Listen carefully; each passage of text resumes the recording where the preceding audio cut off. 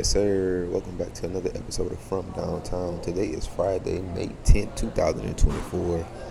It's hot as hell, so I'm back inside the vintage whispering. Trying to be inconspicuous so they don't ever charge me for doing this shit. Oh no, I'm playing. but it was a great day of betting yesterday and a great day of games in general.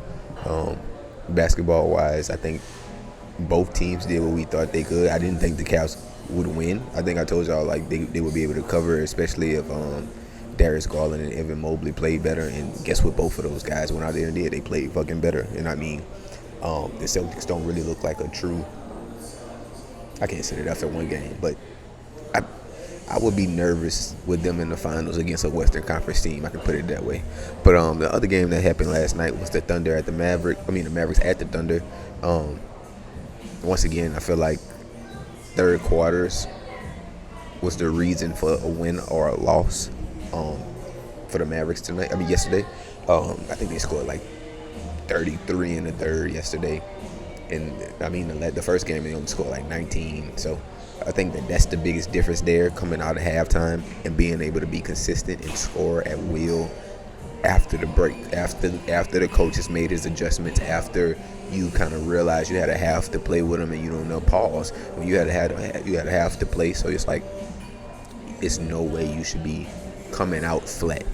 I just don't understand that as an NBA team anyway. So I think that third quarters are going to be pivotal for the games tonight as well, especially that Knicks game. But before we even jump to the Knicks game, let's talk about baseball, because we do baseball first over here from downtown.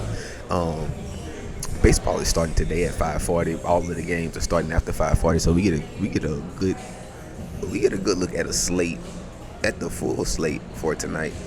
Yesterday, yesterday two things went wrong. I didn't think that the Angels would lose to the Royals that bad. I don't know if I don't remember telling you if I had we're gonna do a deja vu segment for this fucking show, because it's like I want to talk about the shit I talked about yesterday, today, and just to see if I was wrong or right. But honestly, yesterday I think I told you to take, Reed Detmers to get his like 7 or 8 strikeouts. I think he ended up with 6 or 5, but it was close. But he gave up like 2 to 3 runs in the first 5 innings, and I just wasn't expecting that. The first 5 for pitchers like him are very demanding. I mean, he pitches for contact, so if they do actually touch the ball, you might be fucked, buddy. But honestly, that game could have went either way. I think the Royals started to get out with that big, I think it was like a 4 or 5 run inning they had, like going into the 4th or 5th, and I think they just ran away with the game from there. A lot of the things that I saw yesterday, like baseball wise, was just teams were scoring the hell out the ball, and I think that could roll over into today. It's been like 2 days straight to where I feel like a lot of the games have been outlandishly over their run line, and when I say outlandishly, that means at least 3 or more runs from their run line to start the game. So let's go ahead and hop into it. We can knock out 4 or 5 games for MLB for today. Starting off with the Cubs at the Pirates. Jared Jones is facing Javier Assad. Jared Jones has been probably one of the best young pitchers so far during the season. Thinking about Paul Skeens coming up tomorrow or this weekend. I think Jared Jones goes out and has a good outing. So it like the consistency and the hype and the love for the Pirates rolls over into Skeens starts tomorrow. So I feel like it's no other way for a lot of people to hit Jared Jones per se. I mean, he throws damn near 99, 100. So the things that he does, he has a great breaking ball. He puts the ball in positions to where even if you do get contact on the ball, it's not good contact. Or if you did get good contact on the ball, it's because you're a fucking all-star. You're a fucking MVP player. So honestly, there isn't much here that I feel like the Cubs could do to keep this game close, especially this game here. Honestly, I would take I would be safe just because I don't want to jinx it for Skiing's weekend. But I would definitely take like the Pirates plus 1.5. The fucking odds might be terrible, but fuck it. I mean, I don't believe they lose by more than 1 or 2 if they do lose, more than 2 if they do lose. But I think that Jared Jones is the better pitcher compared to Javier Assad. Pirates actually probably have one of the better bullpens compared to the Cubs bullpen. In the hitters across the board for the Pirates are better than the Cubs have been this past week and a half. Yeah, I'm just trying to think about the games we played against them, the Mets that is, and like how efficient were they against people like Sean Manaea? Like how efficient was he against Seth Lugo? Like Adam Ottavino, like how efficient were they when we got late into the games? That's just something I have to keep an eye out for that game tonight. Other than that, I think the game stays under like 9 or 10 runs, 8 runs.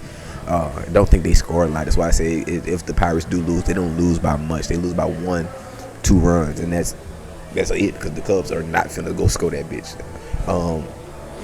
The next game that I really want to talk about is the Yankees at the Rays.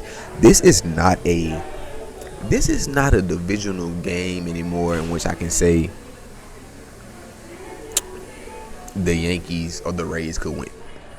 Sorry. The Yankees have just been – the Yankees look like the Yankees. I mean, they truly have been playing top-tier baseball. I think, that series coming off they just had with Houston – it should be able to propel them. Like, it should be able to propel them to a win tonight. Because yesterday I told you the Astros were 9-1 against the Yankees. And the game was, I think I started talking about the game. It was 0-0 on the top of the first. And then I made it to the house. And at the top of the first, it was like 2-0. So I think the Astros did enough to score early like we talked about. But it was nothing outlandish that the Astros did. Like, the Yankees started to walk their ass down. I think the Astros only won by 1 run. It was like 5-4 at the end. And I was like, I think the Yankees could have definitely did what they, swept their ass or, swept their series and still been 10-0 going up against the Astros. I think they just wanted them to win. Just go ahead and get a win and get the fuck out of here type shit. But honestly, like I said, the Yankees traveling to Tampa Bay. Clark Schmidt on the mound. After a game like that yesterday, you kind of get on the mound and you think, we need to get as many outs as we can early. So me throwing 80 pitches by the 5th is not going to be a stretch of words. I feel like Clark Schmidt can go out there and have a great game, right? But he only goes 5th to 6th inning, and that's just the type of pitcher I feel like that he is, unless he does get those timely strikeouts. And his strikeout line is only at 3.5 right now. So if you think that he gets 4 strikeouts, that's nice. But definitely more of a person to think that he could be someone to limit hits and limit runs. Other than that, I don't really have much to say about Taj Bradley. I just feel like the Yankees lineup has been very good when it comes to being like selective with pitches and just being timely when it comes to hitting. Like, that might be one of the best offensive teams that we kind of have in the AL right now. So, I mean, especially with the way that a lot of those teams are looking right now, batting wise, offensively, it's hard to like say the Yankees not going to have a deep playoff run this year, or this early, saying that they're going to have a playoff run this year. A deep one. Next game that I really want to talk about, I don't think I told you the thing, but I think the Yankees win, of course. I don't know much about the over-under here. This game is one of those ones where it could be either or. Like I said, Clark Schmidt could go the full 5 or 6, or he can go 3 or 4 and give up 2 runs, and the Yankees have to win fucking 8-6 or 4-2, something like that. But I think the Yankees do win by 2 runs at least, 1.5. That is, and that's the next game that I want to talk about is at 6 o'clock. It's the Diamondbacks at the Baltimore Orioles. The Diamondbacks are pitching Brandon Pfaadt. Baltimore Orioles are pitching Cole Irvin. Last time Cole Irvin was on the mound, I think he ended up fucking with like 6-7 strikeouts, and it was like, it's just something way higher than what his line was set at and or what was expected of him. So I think that Juan gets a Diamondbacks lineup, a true complete lineup like that, I kind of think he doesn't see those type of strikeout numbers, but he does. He gets like 4 or 5, and he goes mediocrely deep in this game. Fifth inning, sixth inning, depending on how many runs. I'm gonna go out on a limb. I'm gonna say Cole Irvin doesn't give up any runs in the first 5. But Brandon Pfaadt could be doing the same thing. So this game could definitely be an under game to me, and I don't even want to overthink it. I think this game stays under 9 runs, 8 runs, and here it's just who's going to be the first team to get hot, who's going to be the first team to go on the rally and get the hitting, and who can sustain who can sustain it through, with their bullpen. Last game that I want to talk about for tonight. Oh no, I got 2 more games that I want to talk about for tonight. The Nationals at the Boston Red Sox, as well as the Dodgers at the Padres for later. Right now the Nationals are on a 2-game win streak. I think it should be like, if they slipped up and gave a game away during their series they just had with the fucking, am I tripping? Who was it with? It wasn't the Rangers. The Rangers were playing the Athletics. God damn it, I can't think about the last. Fuck, it was a good team, and they actually played them. They played them great. I think they beat them once or twice in that series, and shit, they just kept going. But fuck it, I think that they're playing good. I definitely know they play good in the series. Can't tell you against who because it's slipping my mind right now. But I do think tonight it's another +1.5 smash. Like the first opening games for the Nationals of any series, I'm taking that +1.5. I feel like they have no respect for anybody in the league anymore. They're just out there having fun, and they just do what they can when they can. Honestly, the Red Sox. Okay. So Tanner Houck being on the mound, he's a sub-2 ERA guy right now. He's probably sub-1 ERA right now. He should be sub-1 ERA right now if he didn't give up so many runs against, I think that was like the Blue Jays when they came to Fenway. But it's crazy work to me that I think that Tanner Houck could actually. That's why I'm going with the +1.5. Like, I think Tanner Houck can definitely shut down the bottom half of that lineup, in which we have to look for hits from, Garcia, Abrams. I'm trying to think about who else could be a legit person that could get a hit off of Tanner Houck. When you're pitching Patrick Corbin, you're pitching a guy who gives up hits at will, home runs at will. So, like I said, for the opening games for the Nationals, I'm taking the +1.5. I don't give a fuck. +1.5, +2.5. I don't care how it goes.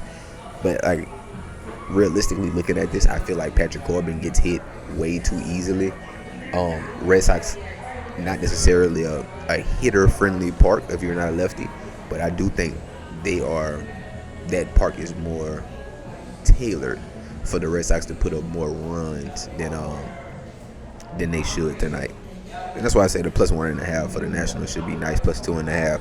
Because honestly, I don't think it's an over type of game, but I do think the Red Sox put up 3 to 4 runs, and that's going to be a lot for the Red Sox going up against the Nationals. So I think that they keep it down, the Nationals that is, and keep the score down. And if the Red Sox score more than 5, that game is over with in my mind. I don't think the Nationals can do enough to keep up with Tanner Houck on the mound if they get 4 to 5 runs early. So yeah, last game that I want to talk about MLB-wise, like I said, was the Los Angeles Dodgers going up against the San Diego Padres. The Dodgers are on an 8-game winning streak right now. Honestly, playing some of the best baseball we've seen. Tyler Glass now on the mound again. Another great pitcher. I feel like he can go out there and give you a sub-1 ERA for the night. Go to the full 7-8 innings. I think we've seen 2 complete games so far this year. I wouldn't be surprised at one tonight, especially against the Padres. I'm tripping. I mean, the Padres didn't get that much better with adding Luis Arias, but I mean, fuck it, they got better, but I don't think it's that much better. But Michael King going up against that Dodgers lineup, it just seems like collard greens, turkey wings, candy ham. What the fuck Shannon Sharp say? Candy yams, Sunday dinner. I just feel like Michael King look like Sunday dinner to them. Pause. But yeah, I honestly think the Dodgers win. I think they win by more than 1.5, 2.5 runs. I think Glasnow gives you 8 Ks, 9 Ks, 10 Ks. I'm going, if anybody get double-digit Ks tonight, I would say it would be him or Logan Webb. Just going up against the Reds, and I don't know why, but the Reds started to score late yesterday. It was like 5-4. I think the score ended up being 5-4 with Frankie Montas on the mound. So yeah, we kind of call those things, but we got to be better with those. So going straight into it, we got the NBA coming up for the rest of the day. Starting off, we have the Nuggets at the Timberwolves. Oh no, sorry. Starting off, we have the Knicks at the Pacers. The Pacers do anything in their power to legit shoot themselves in the foot. I feel like any time that they play. I don't think I've seen a game where I've seen the Pacers actually have a full 4 quarters of like playoff basketball. It doesn't seem like it's playoff basketball. I feel like they're just running with their head cut off, and they beat the Bucks this way because you had their number. But it's like, I don't think you can beat any other team this way. They'll just slow the game down when they need to and pick you apart. Honestly, I think that Jalen Brunson doesn't really go crazy tonight. I think the 30-35 shit is not going to be hit tonight. I think that the Pacers do enough defensively to kind of box him in, triangle him in, to where, you kind of keep the scoring down tonight. You keep Jalen Brunson from going crazy, and you try to keep OG Anunoby. Well, OG hurt his calf, so I think missing there, you kind of can put more, you can give more attention to people like Jalen Brunson and Dante DiVincenzo. Honestly, I think that if you would be smart here, you would let Josh Hart. If Josh Hart could beat you, you gotta let him beat you. Last game, I think he had 19 points, 11 rebounds, like 6 assists, 7 assists. If he can continuously to do that while we keep Jalen Brunson under 30 points, and we keep Dante DiVincenzo like under that 20 range, hey, if you can win when you playing like that, hey, go ahead, go crazy. But I just feel like the Pacers have to find a way to legit slow down Jalen Brunson. He's the fucking motor that makes the engine go. So what the fuck did I just say? The motor that make the engine go. He's the engine that makes the car go. I'm tripping. But like, yeah, he's the fucking heart and soul of that team, and you can tell like when he went down, he went down quick. And when he's playing, we're taking the lead back. We don't give a fuck how many points we were down. Honestly, I think that tonight the game goes over again. I don't think any game in this series should be under, especially when they're putting a number at like 211, 210, 209. I think we should definitely smash over there every time.